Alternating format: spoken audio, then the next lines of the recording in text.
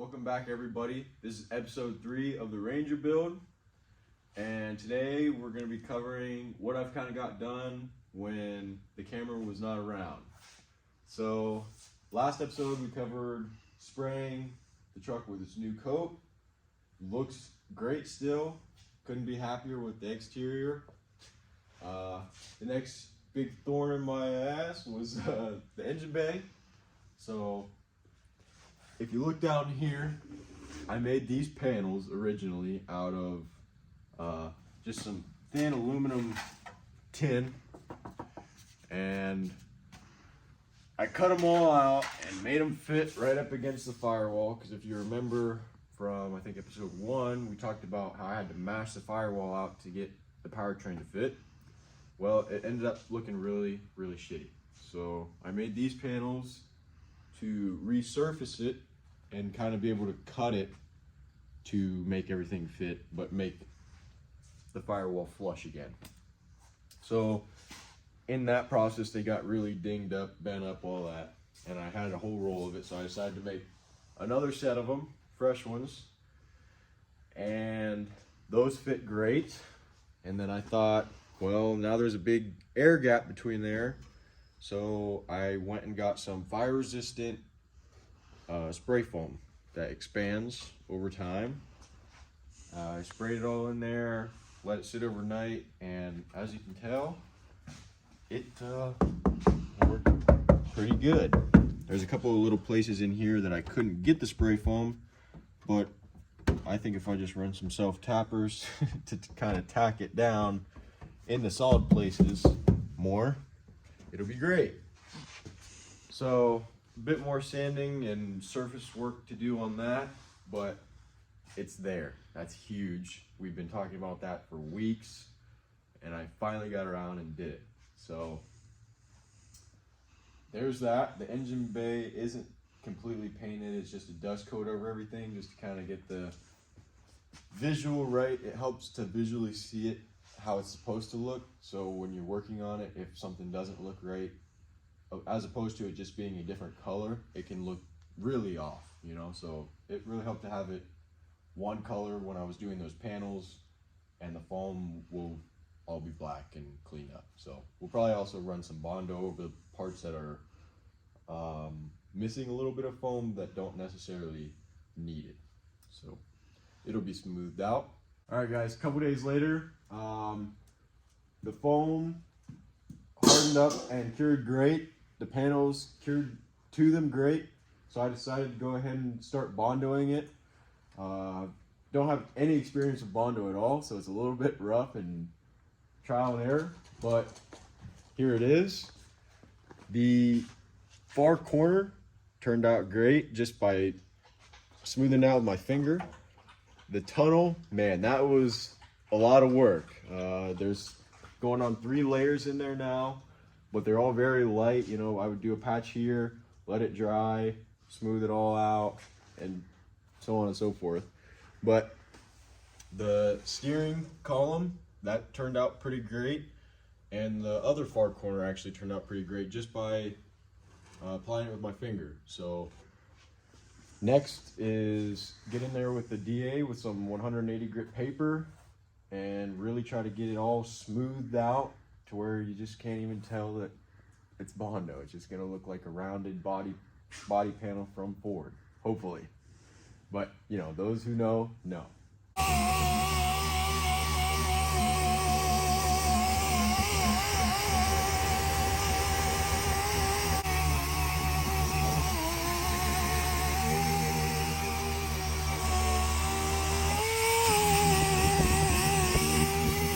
We are in the process of masking the outside of the engine bay and fenders and all that, so we can spray it black, make it one color again, and all smoothed out with Bondo for good. Alright guys, so we're a long ways away from the motor being in or being ready to be put in. But the last time that we did have it in, we dressed it up, and the distributor would go in if I had it in the intake, drop the intake onto the motor, and this is all the distributor didn't have a cap on, so I have to take the cap off the distributor, put it in the intake, drop the intake into the motor, and wiggle it down in, and then the cap would not go on the distributor. So now the cap hits the firewall. Yes, the cap hits this part of the firewall. So I have this old pre-bent piece, which is off of a PTO. It's like a guard for a tractor PTO. And I'm gonna cut it to length, keep its original shape, cut it down with a wire wheel, get rid of all that rust. And I'm going to take and cut the original firewall, big square out of it, to where this will sit recessed back in there, and I can weld it all the way around and have a recessed area for the distributor to pop up into. So that's what we're working on right now.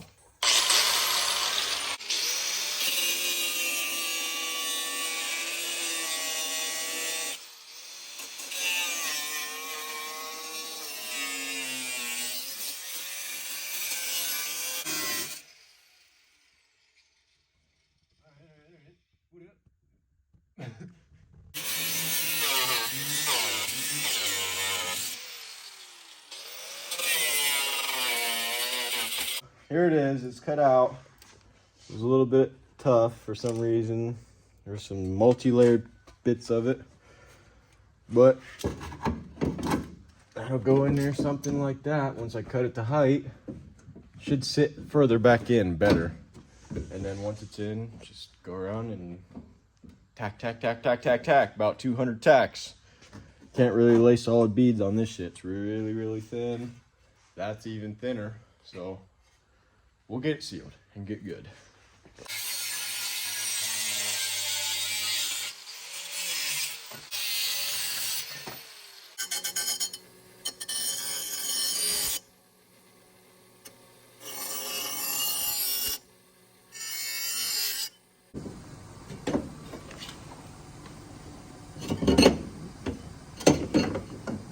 Oh, buddy. Bend out a little bit more, be flat. Just like something like that. Bend that corner, bend this, or cut that corner away, cut that one away, bend that one. Hold it all together. All right, so we already sprayed a little bit, but caught ourselves, we need to film this. So it's as smooth as I think it's gonna get for right now with the Bondo. So gonna spray it black. My plan is, since this isn't 100% smooth and there's not really a good sanding method to get in there to make it smooth, I'm probably just gonna make some sort of like aluminum heat resistant blanket wrap to go in there and then button it down all professional like. So 3 layers of ugliness protection. We're not ugly anymore. So let's see what it looks like just with the coat of black over it. Should make it look quite nice.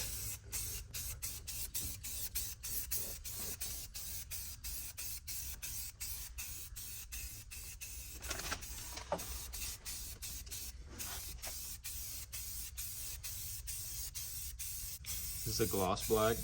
Nope, it's satin, but it will look pretty glossy going on, and as it cures, it gets pretty matte. A glossy firewall in this thing honestly would look pretty sick.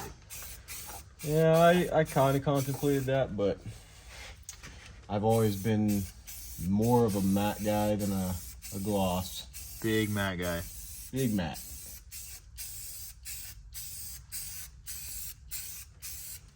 Probably because one of the infamous stories from my dad that I never got to see was he had a 57 Chevy that was flat black with a red leather interior. 454, I'm pretty sure, if I'm not mistaken. 4 on the floor. Oh, buddy. So that thing was probably pretty beastie, and I just remember he always would say, matte black with red interior, that man. The ladies die for that shit.